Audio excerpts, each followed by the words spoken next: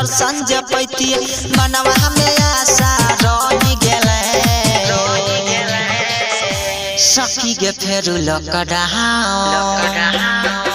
सावन में हलाए गे गेले सखी गे फेरू लॉकडाउन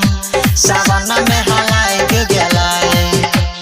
पहला सोमवारी के जलवा चढ़ैती बाबा भोला के हाँ दर्शन जे पैती पहला सोमवारी के जलवा चढ़ैती बाबा भोला के हाँ दर्शन जे पैती मनवा में आशा रही गेले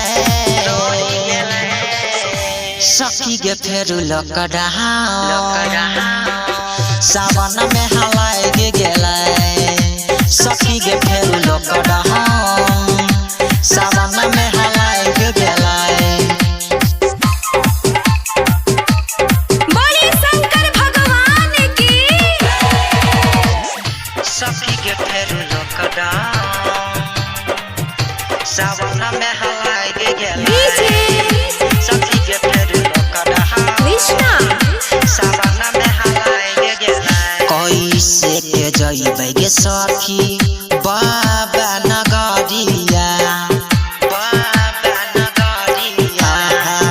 पूरे दुनिया फैल गेलै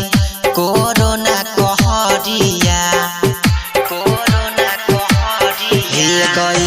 कैसे के जइबै गे सखी बाबा नगरिया पूरे दुनिया फैल गेलै कोरोना कहरिया अब तो जिया बड़ी मुश्किल भेलै सखी गे फेरू लॉकडाउन सावन में हलाए गे गेले सखी गे फेरू लॉकडाउन सावन में हलाए गे गेले डमरू वाले बाबा की सखी गे फेरू लॉकडाउन सावन में हलाए गे गेले सखी गे फेरू लॉकडाउन कृष्णा